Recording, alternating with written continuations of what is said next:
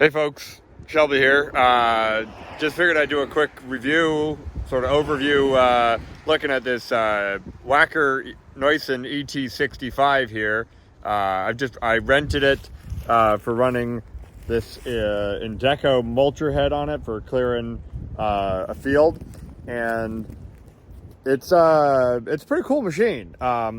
It's the first of this new generation of Wacker machines that I've ran, and it's got a bunch of pretty cool features, and I just figured I'd kind of go over them and show people, show people a different machine.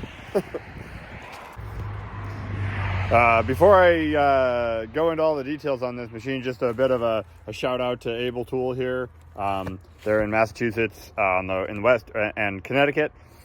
Great rental place, great people, and they've been really good for me, so I'm happy to give them a little shout out before I tear into their Wacker Neuson here. Yeah, so this is the Wacker ET65, and it's got this Indeco mulcher on it that I was running all day today, mulching this field here. But yeah, this was all brambles around the barn here. So yeah, it did the job. It took about 8 hours to do all this mulching. But yeah, I'm pretty impressed with this machine overall. It's got some pretty cool features. It handles real nice, nice and stable, good cab and all that. So yeah, I'm just gonna go over, mostly just kind of want to go over the things about it that are particularly sort of different and interesting, because, you know, for these days, all the machines are pretty good. So it's really about what kind of sets them apart. So I just figured I'd go into that. So for people unfamiliar with Wacker, there's a few things that they sort of specifically tout. This is one of them. It's got this double jointed H-link here, which I guess gives it more curl in, and out. It's just more range of motion, which is cool. I'm sure it's nice. Not many other people do it, so I feel like it's probably not necessary, but I can't imagine there's sort of anything terribly wrong with it. I suppose it's an extra pin to worry about. But I think they've got a pretty good track record of durability. They all come with a hydraulic pin grab, which is it's a great thing to start with. Of course, if anybody else has watched any of my stuff, I'm a tilt rotator guy, so I wish they'd come standard with an S coupler, but beggars can't be choosers, as they say. So, but at least you can turn the bucket around, which is not true with some of the other companies. Going around the outside a little bit, hose routing, it's all up on top of the boom here, which is, it's nice. You can see it. There's a lot of hard hoses, hard lines. So it's definitely very neat, very clean. It still sticks out from the side of the boom, but once again, I just don't, people talk about that stuff, but it's neat, it's not like you're gonna smash that up. In general, the hose routing is pretty good. Certainly, as far as maintenance is concerned, getting at all these hoses here, if you ever have one of these hoses blow, that's super nice. They're also right, so they've got a coupler here, so this hose just goes, and I imagine there's a junction somewhere under there. One of the things that's particularly unique about these machines, and I know it's not all of them, but this 65 has it, is if you look, and it's not really going to focus with the light, but you can see there's a whole bunch of hoses here. Let's see if I can get down and show you what's going on in here. Is that this has a pilot check valve. So it's got an anti-burst valve is what that is. It's got it on this boom here, and it's got it up on, let me get to the other side here, on this boom here.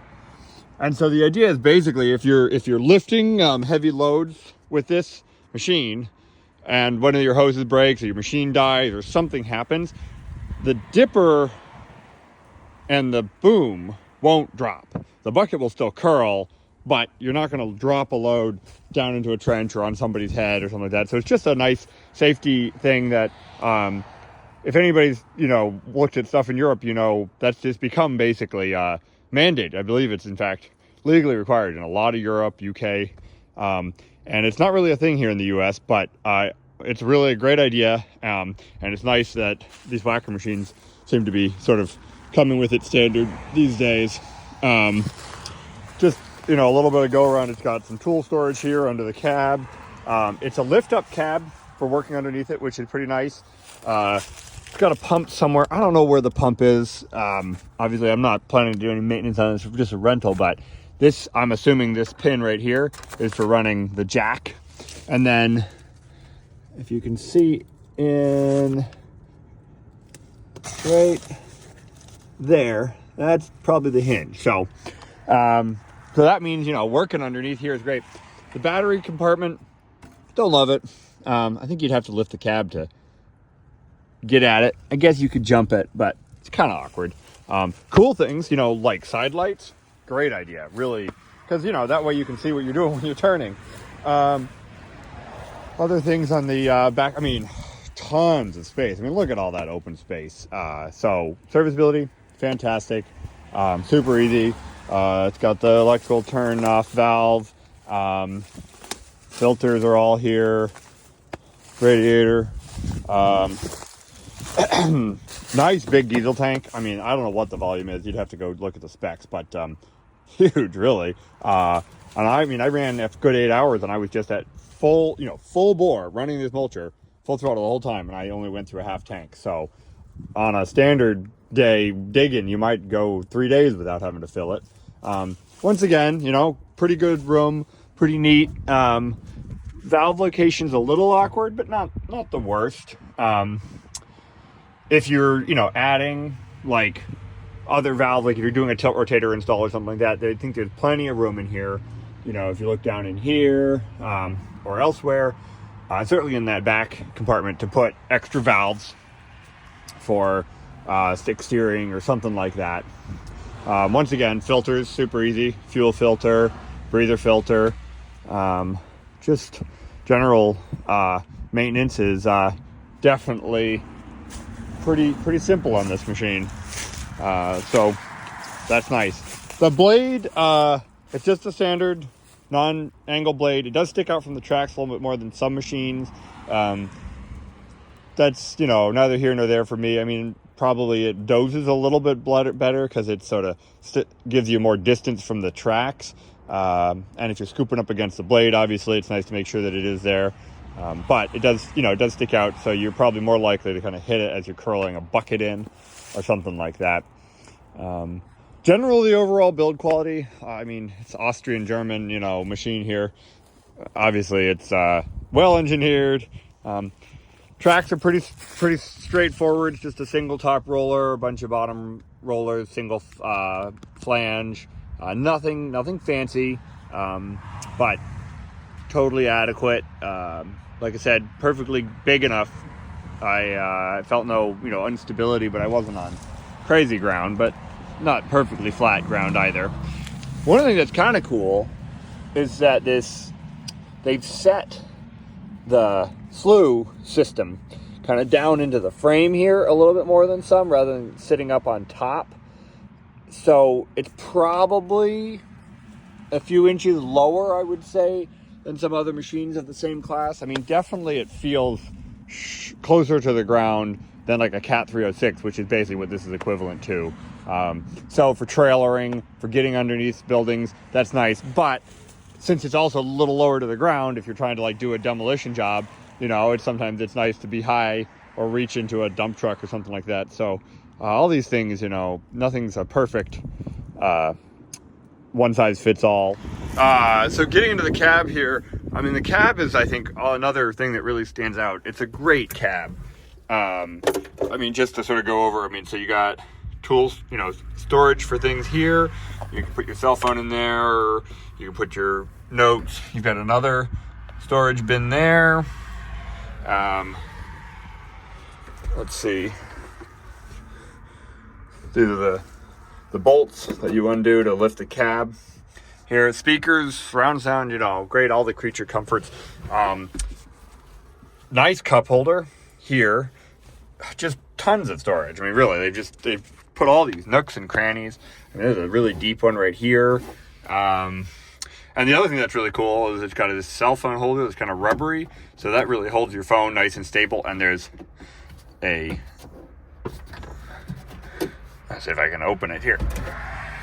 I'm assuming there's a power port there. Oh, yep, there's, let's see if I can get this camera to show you.